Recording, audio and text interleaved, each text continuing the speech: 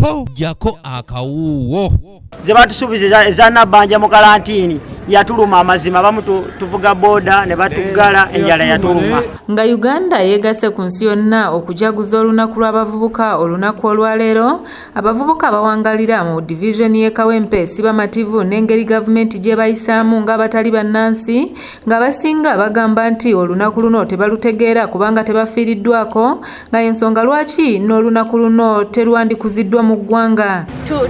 Kijjabuzi ne batugamba lunaku lw'abavubuka naye nga tetukimanyi.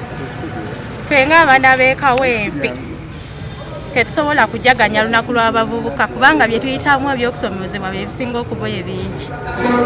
Ffe abaana ab'okuwala ku kyalo amasomero gaggalwa, abaana abasinga bafunye embuto, tewali abafuddeko, tewali afaayo, abakulembeze abasinga bagezaako naye gavumenti tekitaddeemu nnyo maanyi. Bano bagamba nti wadde bagezezzaako okufuba okulaba nga bejja mu bwavu nga batandikawo emirimu emitonotono, wabula gavumenti terina we bayambidde so nga b'abavubuka abawala bakukulumidde gavumenti olw'okubasosolanga nga wadde basoma naye basosolwa nnyo okuweebwa emirimu. Abavubuka tusomoozeddwa, tetulina mirimu. Tutudde waka n'oba ogenza okunoonya omulimu batuyisaamu amaaso, ofiisi mulimu bantu bakulu bali kwanya kumanyi abavubuka tetukoze eki tetufunye mirimu. Ne we tusoma kati saawa zino nze nasoma nze nga nze neeyogerako nasoma naye ogenda okunoonya omulimu gwe wasomerera nga mu butuufu togufuna. Gavumenti eyina program nyingi zetegekedde abavubuka n'ezisinga zonna zifiira ku magombolola wezikoma abasinga bazifunamu sina bavubuka. Babuuza oli mwana waani, mwana wa MP bakuwa omulimu, oli mwana waani minisita bamuwa omulimu. Kati ffe abaana b'abanaku tetukyalina mirimu. Esente zebagamba batuweereza mu office tugende oba tugende mu banka tujjeyo tebazituwa. Abakulembeze mu division eno basabye bavubuka bannaabwe bulijjo obutalindanga gavumenti kubawa buli kimu era ne babakuutira okubeera n'empisa ate n'obuntu bulamu. Abo mbakuutira nnyo okubeera n'empisa.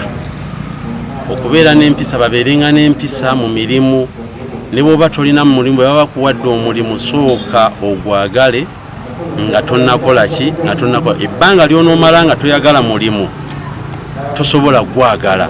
Oyina kusooka kugwagala nnyo n'olyoka ogufunamu. Mu ngeri y'emu abavubuka mu munisipaali y'e Nansana bakukulumidde abakulu abavunaanyizibwa ku nsimbi ezirina okubakulaakulanya okuva mu gavumenti gamba ng'eza Youth Livelihood Program nga zino kati zaateekebwa wansi w'enteekateeka ya Parish Development Model, ensimbi ezaaleetebwa eziyitibwa ez'emyoga okwosaako n'ensimbi endala nga betwogeddeko nabo bategeezezza nti abavubuka bagezezzaako okukola ebibiina by'obwegassi naye ensimbi zino tebazifuna. Naye obuzibu obuliwo kati tulabidde wano ku COVID atuyisizza bubi naffe ffennyini abakulembeze naye nga tuwulira bannaye ssente zijja tukubira omulanga bekikwatako nga nkikkaatiriza mutuyambe nnyo abavubuka tetufiiriddwako. Okuva we twagenda mu lockdown twesanze nga abavubuka bannaffe abasinga obungi emirimu bazadde baabwe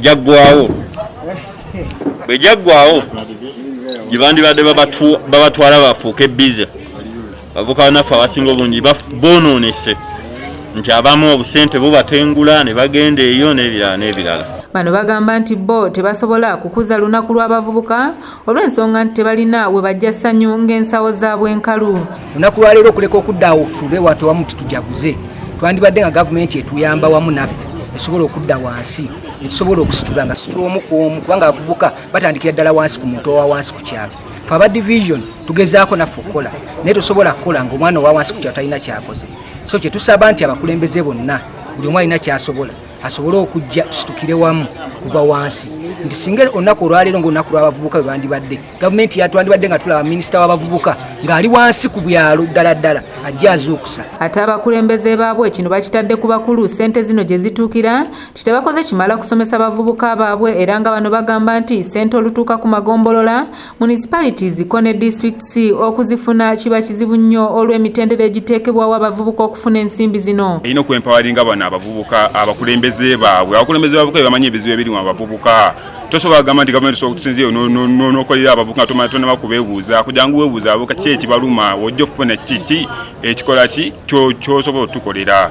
Nze kye ndowooza nti abavubuka gavumenti programu zibadde ereeseewo tugeze nga zino eza Youth Empowerment League ebyo byonna babiteekeremu ddala omuzinzi. wabula abavunaanyizibwa ku nsonga eno ku munisipali Nansana nga bakulembeddwamu akulira ebyenkulaakulana Lilian Ndagire bategeeza nti ssente zino tezituukira mikono gyabwe nga abavubuka be balina okulaga obwetaavu bo ne babayambako okuzifuna era nga bano bagamba nti abavubuka bangi tebeeteeseteese bulungi nga bwe bafuna ensimbi zino ate badda mu kulwanagana ekibaviirako obutazifunamu.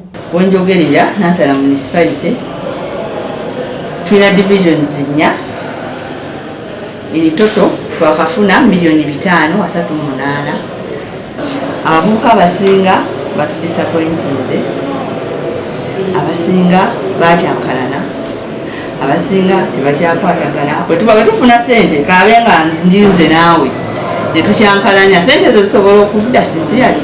Banyini nabo balina okulaba nga bava mu bintu ebimu bakola kubanga oyinza okusanga abavubuka nga oluusi bamulekera ettaka ng'eryo naye n'alituuna najja nalowooza nti ajja kuvuga bodaboda naye nga ate ettaka eryo nyininyinyi ate atunze bugagga naye tusenga abavubuka gavumenti ebasomesa ate nabo nyininyinyi ne beddako okulaba nga basobola okulaba nga batunuulya obulamu bwabwe mu maaso ne bali okulowooza kumpi. Doreen Nambiru yakusakidde eggulire lino okulwa ABS Television. Abantu abali tuyambye ate bali mu kutulyaza amaanya tulina ssente z'emyoga ezaali badde ziyamba abavubuka